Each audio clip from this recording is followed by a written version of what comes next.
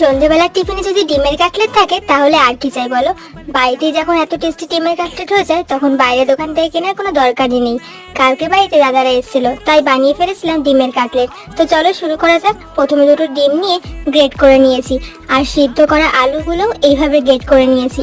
তারপর কড়াইয়ে অল্প তেল দিয়ে একটু গরম হলে আদা রসুন কুচি, কাঁচা লঙ্কা কুচি, পেঁয়াজ কুচি, 1 চামচ হলুদ আর নুন দিয়ে নাড়িয়ে হালকা ভেজে নিয়েছি।